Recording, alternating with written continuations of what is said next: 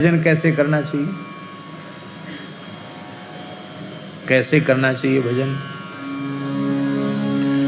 भजन छिपकर करना चाहिए। बोलो भक्त वत्सल भगवान की जय। किसी को पता ना चले कि आप क्या कर रहे हो।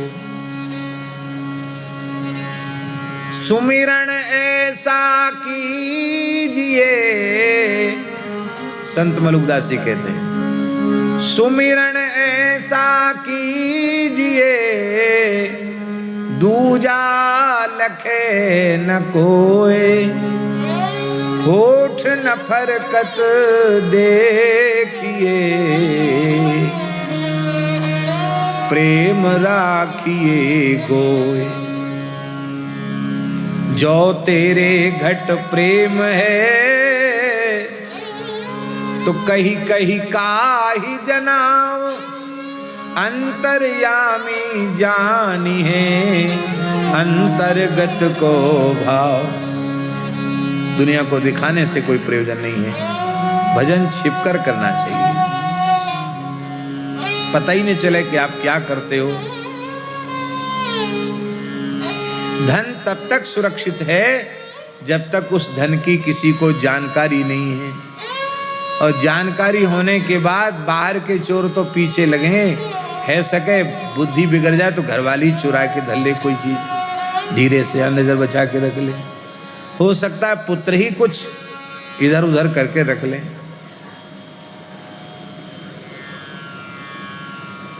चोरों से भय तो पीछे होता है।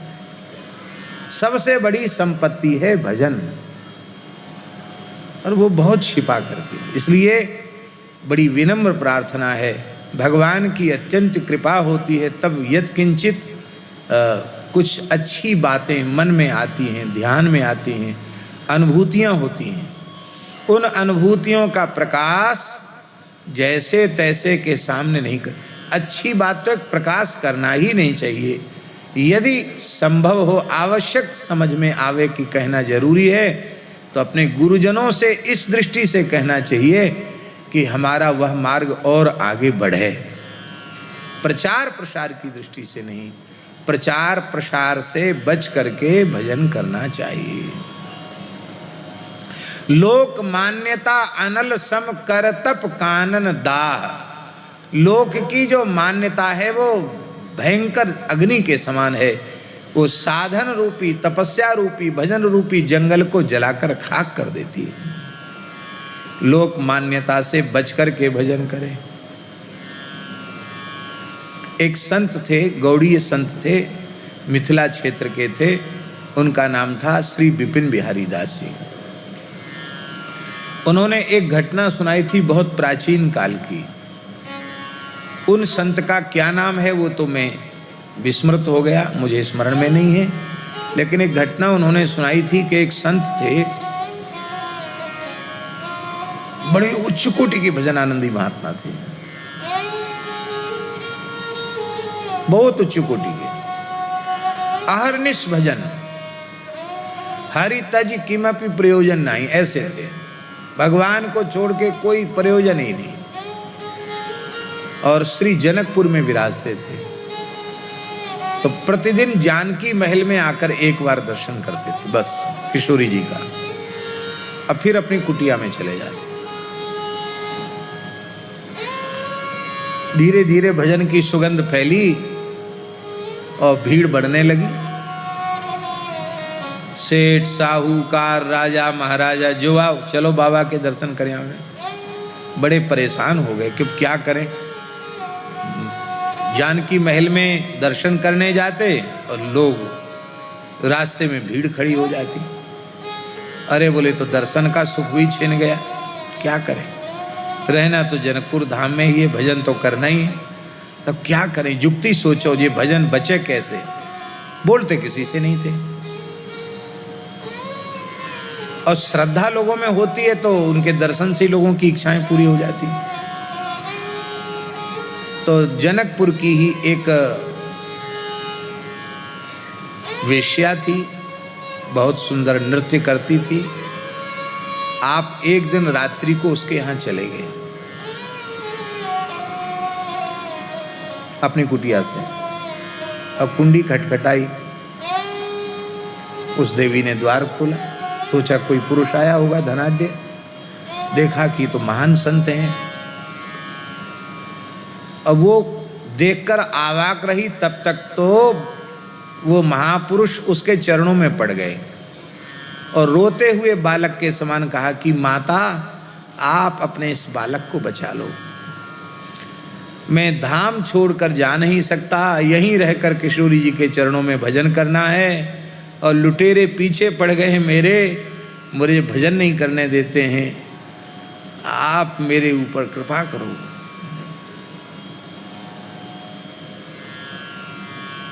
उसने कहा क्या कृपा करें महाराज, बताओ।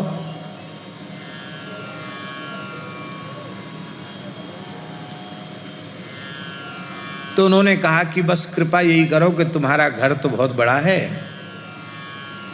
बगीचे में ही एक कुटिया है, उसी में हम रह जाएंगे और दर्शन करने जाएंगे हम, और हमको एक नई वेशभूषा हमको दे दो। बोला बिल्कुल ठीक है, हमारे बारे में किसी से कुछ बोलना नहीं, बस हमारा आपका इतना ही संवाद बहुत है, अब ना हमें तुमसे लेना देना और ना अब तुमको हमसे कुछ लेना देना, बस हम पड़े रहें कोने में, हमको भजन करने देना। बोला ठीक है। तो नाई को बुला करके उन्होंने ये दाढ़ी कटा दी, बढ़िया सुंदर ऐसे गुच्छादार मूछ रख ली और बढ़िया पाग बांध के और बढ़िया रेशमी कुर्ता घुटने तक का और चूड़ीदार पैजामा और एक छड़ी चांदी की मूठ जड़ी हुई बढ़िया छड़ी लेके अब गए। अच्छी बातें प्रसिद्ध नहीं होती, ये बातें बहुत जल्दी प्रसिद्ध होती। अरे बाबा कहाँ गया, अरे बाबा तो वहां चला गया। अब तो लोग ने अरे राम राम, कुछ नहीं, अरे बेकार, सबकी नाक कटा दी, सर्वनाश कर दिया, अब कोई भीड़ भाड़ नहीं, वहां कौन जाए। उसने भी लोगों का संपर्क सर्वथा त्याग दिया, उसे अब क्या जरूरत थी, उसको तो महानिधि मिल गई थी और वे नित्य प्रति 24 घंटे में अपने नियम के अनुसार जानकी महल में जाकर भगवान का दर्शन करते, एक कोने में खड़े होकर घंटों तक उनके प्रेमाश्रु बहते रहते, श्री ठाकुर जी का दर्शन करते, फिर चले जाते।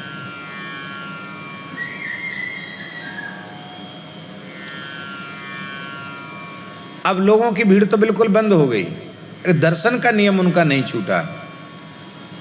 धीरे धीरे चर्चा भी लोगों में बंद हो गई, उपेक्षा जैसी कर दी। एक समय उन संत का भजन करते करते भगवत धाम प्रयाण हो गया।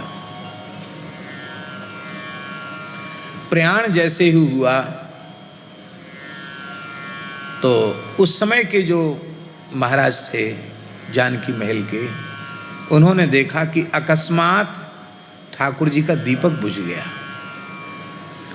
तो ये एक संकेत अच्छा नहीं था। दीपक कैसे ठाकुर जी का बुझा? तुरंत जाए, शांति करवाई, दीपक प्रज्वलित किया। तो पुनः दीपक प्रज्वलित किया तो क्या देखा कि सरकार के नेत्रों से अश्रुधार बह रही है। अरे ये विग्रहों का रोना भी ठीक नहीं है, ये अश्रुधार क्यों बह रही है? बड़े विकल हो गए, ठाकुर जी का पर्दा किया, अनवसर किया। अच्छे महापुरुष थे वे भी, उन्होंने रोकर प्रार्थना की, प्रभु समझ में नहीं आ रहा ये क्या हो गया है। तो ठाकुर जी ने, श्री जी ने रोते हुए कहा कि एक मेरा प्राण प्यारा भक्त मेरे नित्य धाम में, नित्य महल में प्रविष्ट हो गया, पर ऐसा अवसंत जिसने भजन को ही अपनी पूंजी माना हो, भजन को ही जीवन का सर्वस्व माना हो, अब तक ऐसा न हुआ, न आगे ऐसा दूसरा होने वाला है। तो अब उन संत का रोज हमें दर्शन नहीं होगा, उनके वियोग में हम रो रहे हैं और मानो संत रूपी दीपक ही अब बुझ गया। तब फिर महंत जी महाराज ने उनका संस्कार किया।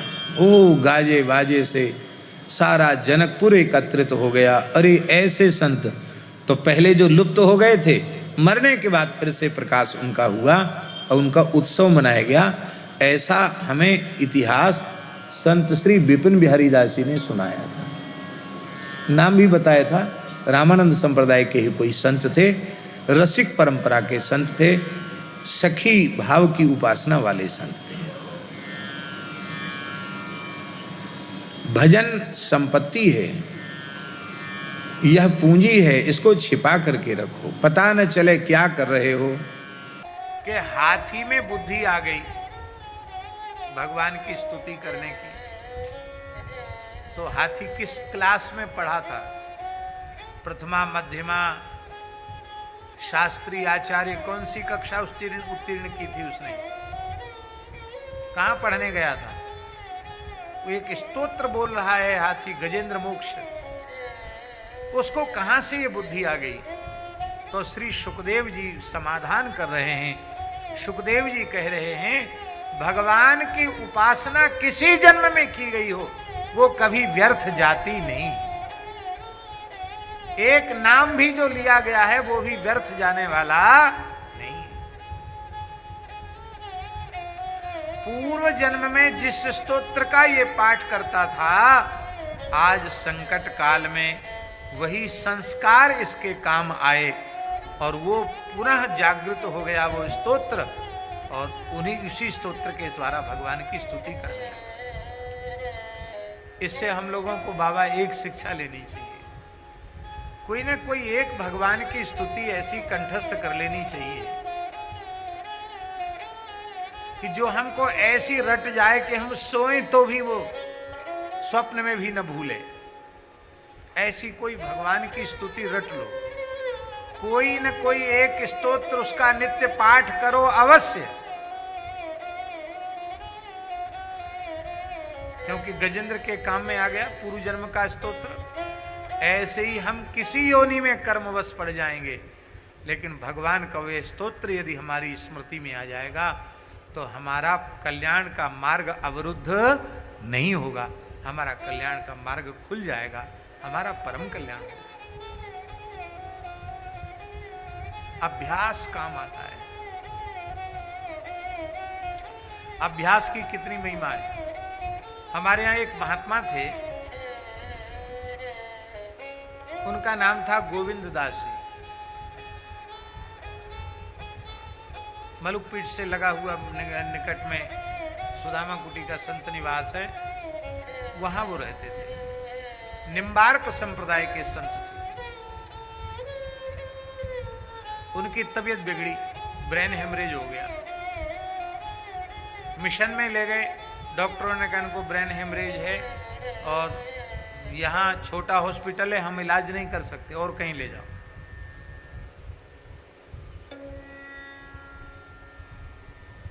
सौभाग्य से हम वृंदावन में ही थे, तो हमको पता चला, तो उसमें कोई ज़्यादा सुविधा नहीं थी। एक मारुति बेन करके गाड़ी थी हमारे ठाकुर जी के पास, तो उसी गाड़ी में उनको रख करके हमने कहा इनको यहाँ मना कर दिया तो आगरा ले जाओ। यद्यपि वो कहीं बाहर जाते नहीं थे, लेकिन हमें ऐसा विश्वास था कि ये ब्रज के महान उपासक संत हैं, इनका कुछ बिगड़ेगा नहीं, ये स्वस्थ होके यहीं आवेंगे और इनका शरीर यहीं पूरा होगा इनका। लेकिन इस समय इतना कष्ट है, बेहोशी में, इनकी शरीर की चिकित्सा होनी चाहिए, चाहे जो खर्च हो, इनकी चिकित्सा बढ़िया से बढ़िया होनी चाहिए। और उनको आगरा ले जाया गया,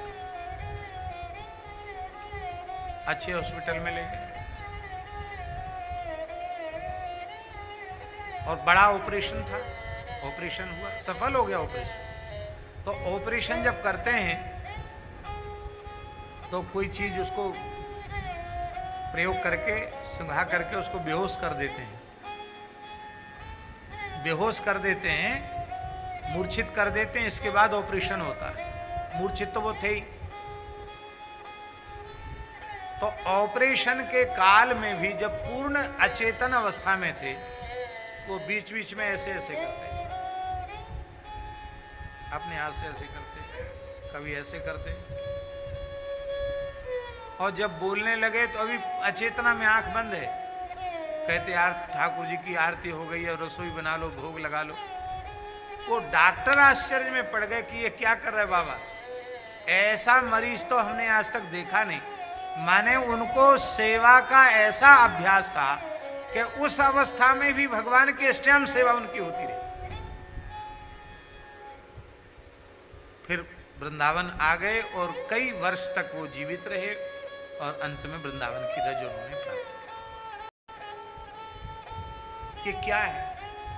ये है अभ्यास।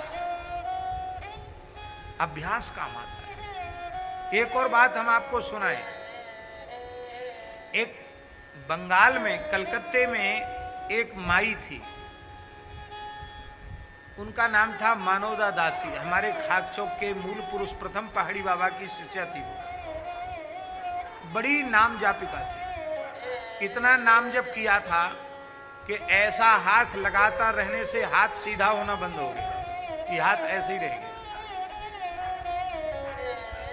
इतना नाम जप चलता था।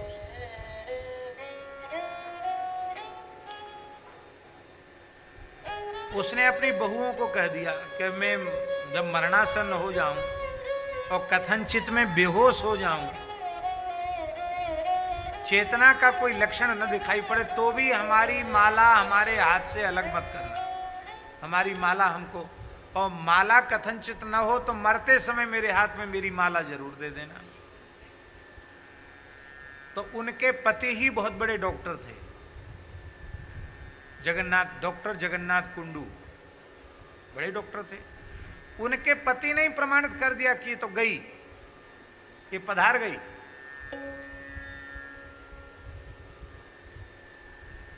अब बहू को याद आया कि मां जी कह गई थी कि माला हमारी दे देना। तो जिसको मृत घोषित कर दिया, उसके हाथ में जैसे ही माला रखी उनकी बहू ने, वो उंगली चलने लगी। शरीर में फिर से चेतना आ गई। माला स्पर्श करते ही फिर से चेतना आ गई।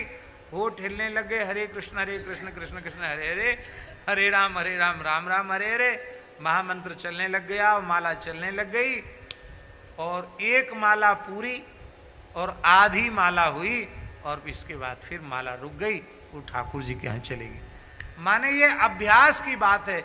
मन में ये उसके भावना थी कि मैं भजन करते करते, महामंत्र का उच्चारण करते करते देह का त्याग करूं।